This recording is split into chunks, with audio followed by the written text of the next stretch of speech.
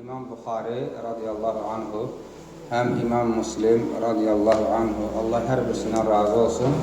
Yəni, bunların hər ikisinin rəvayət elədiyi hədisə müttəfəqun aleyhi deyilir, yəni ittifaq olunmuş hədis.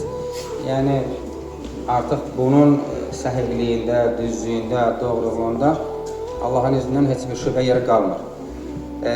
Həmin bu hədislərin birində dahi, böyük sahabələrdən biri olan Əbu Səid Əl-Xudri radiyallahu anhu buyurur ki, Ramazan ayının deyir, 10 günü keçər-keçməz idi ki, Allah Rəsulü ilə bahəm birlikdə qəzvəyə, döyüşə getdik və həmin döyüş əsnasında, yəni biz sahabələrdən, biz döyüşçülərdən bəzimiz oruc yedi, Ramazan orucuna gedir söhbət.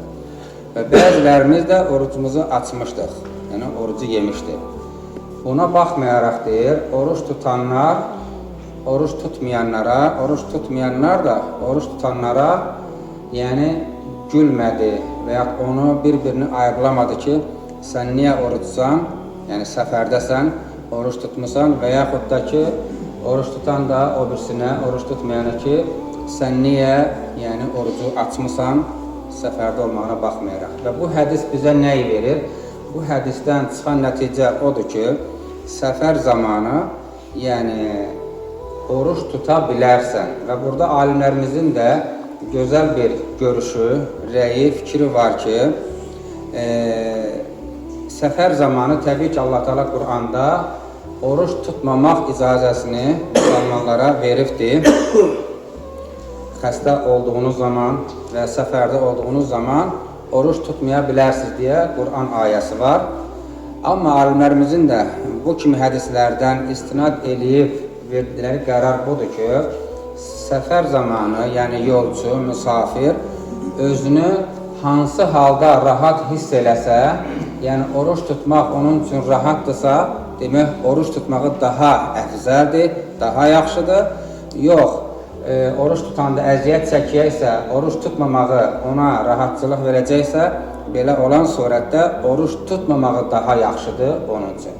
Yəni, bax bu hədisdən və buna bənzər başqa hədislərdən çıxan nəticə budur ki, səfər zamanı oruç tuta da bilərsən, tutmaya da bilərsən və hər ikisi də inşallah savabdır, hər ikisi də sabitdir. Yəni, heç bir qadağanlıq deyilən bir şey yoxdur. Və sənin üçün hansı rahatdır, onu da həyata keçirirsən. Başqa bir mövzu ilə də bağlı qısa bir hədisi xatırladaq. Allah Rəsulü buyurur ki,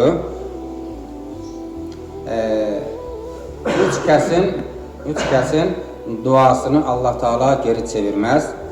Birinci, əl-valid, atanın duasını Allah boşa çıxarmaz, yəni duası qəbuldur. İkinci, əs-saimu, oruç tutan kimsənin duası qəbuldur.